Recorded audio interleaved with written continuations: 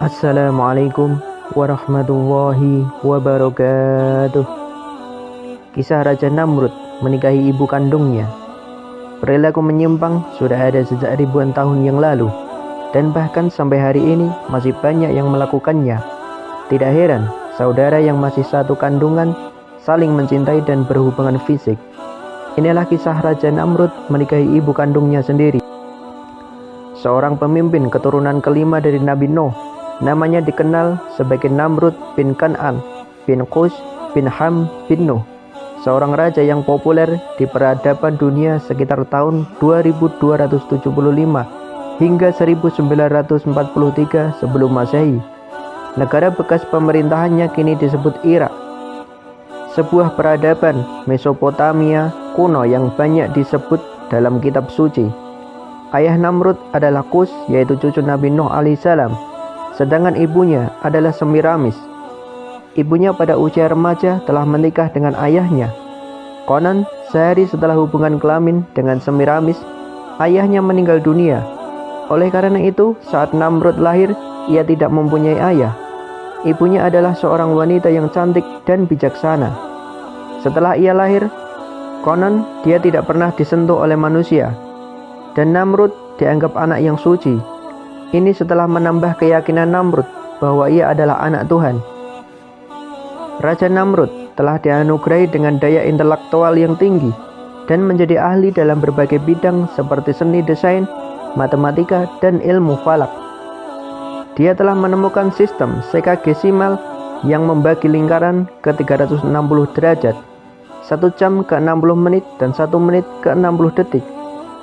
Selain itu, dia menetapkan bahwa satu hari dibagi menjadi 24 jam, setiap jam ke 60 menit dan 1 menit ke 60 detik.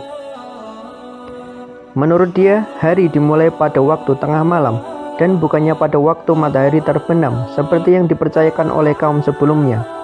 Di samping itu, Namrud mahir dalam penghitungan matematika dalam konstruksi bangunan-bangunan besar, jembatan, kuil, istana, dan bendungan. Antara lain, kontribusinya adalah konstruksi sistem saluran irigasi di lembah Tigris dan Euphrates. Dialah orang pertama yang menggunakan batu bata dari tanah liat yang dibakar sebagai bahan bangunan. Bahkan Namrud terkenal sebagai arsitek Menara Babel, yaitu bangunan mencakar langit yang pertama di dunia. Sayangnya, sebagai seorang ateis, dia telah menyalahgunakan kemampuan itu untuk menyesatkan rakyatnya, antara lain menggunakan untuk falak untuk menciptakan berbagai sistem meramal nasib seperti horoskop dan meramal nasib palmistry. Tujuannya adalah untuk menunjukkan bahwa manusia tidak perlu Tuhan, karena manusia mampu memprediksi dan mengubah nasibnya dengan sendiri. Selain itu, ia membangun banyak bangunan dan berhala yang megah dan indah agar manusia kagum dengan kehebatan ciptaannya sendiri. Menara Babel, yang berarti pintu gerbang yang sempurna, merupakan kuil di mana pendeta-pendeta memuji Namrud. Tujuannya dibangun adalah untuk menaikkan sebuah bangunan yang mampu mencapai kayangan. Menurut buku sejarah para rasul dan raja pada abad ke-9 oleh ahli sejarah Islam terkenal Al-Tabari, menara tersebut telah dihancurkan oleh Allah. Awalnya, para pendahulunya menggunakan satu bahasa, yaitu bahasa Suryani, tetapi ia memecahnya ke 72 bahasa yang berbeda. Akibatnya mereka tidak dapat berkomunikasi satu sama lain dan tidak dapat melanjutkan pembangunan menara tersebut. Ia juga sangat meminati ilmu sihir dan menggunakannya untuk mempengaruhi pikiran rakyat. Konon, dia mempelajari ilmu tersebut dari 2 malaikat, Harut dan Marut, yang pernah disebut dalam Al-Quran. Selain itu, Namrud telah memulai suatu era yang baru di mana manusia memandang rendah pada Tuhan. Rakyatnya tidak dianjurkan untuk melakukan kebaikan demi Tuhan, karena baginya Tuhan yang gaib adalah lemah. Oleh itu, orang yang di bawah pemerintahannya bisa mengikuti nafsu manusia seperti berpesta, seks bebas, arak, dan segala kemungkaran yang lain. Oleh karena itu, Namrud diberi gelar Bakjus atau dewa anggur karena ia mabuk dengan keduniaan. Ia juga mengklaim dirinya Tuhan karena sebagai seorang manusia dia merasa lebih tahu tentang kelemahan manusia lain dibandingkan Tuhan yang jauh terpisah dari makhluknya sendiri. Namrud merupakan seorang yang cerdas, menguasai ilmu matematika dan ahli bangunan. Salah satu karyanya yang terkenal sampai hari ini adalah Menara Babel. Membangun kota Babel, Erek, Akkad, Asyur, dan Niniwe. Sisa peninggalan bisa ditemukan di Mosul, Baghdad, dan Gunung Namrud yang tak jauh dari kota Adiyaman.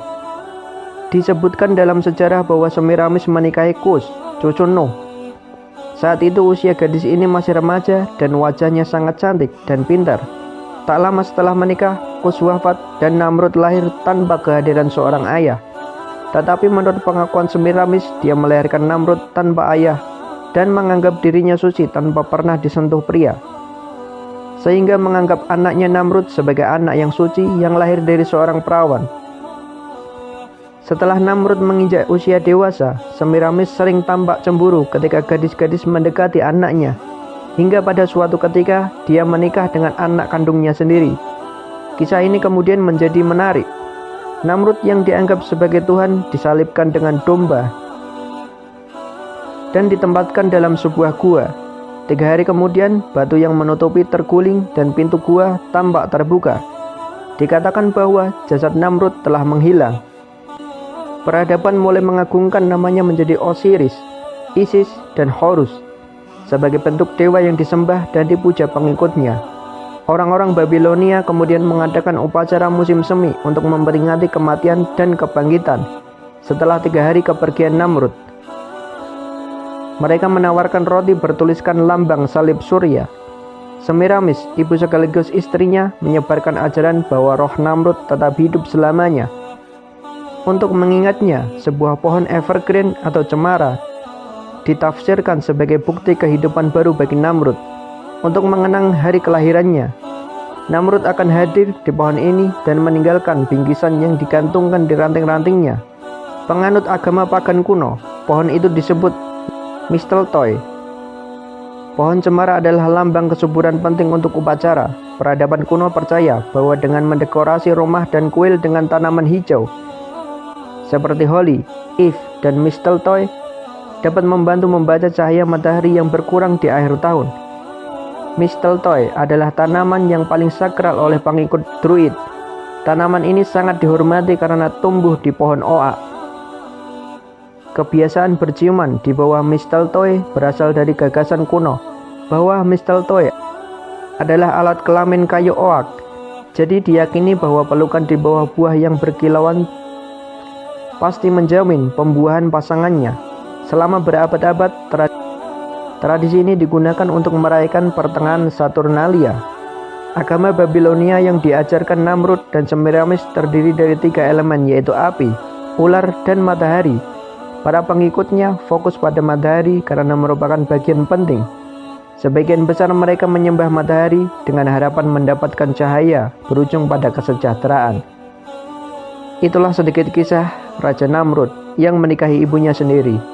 Wallahu a'lam bishawab. Semoga bermanfaat.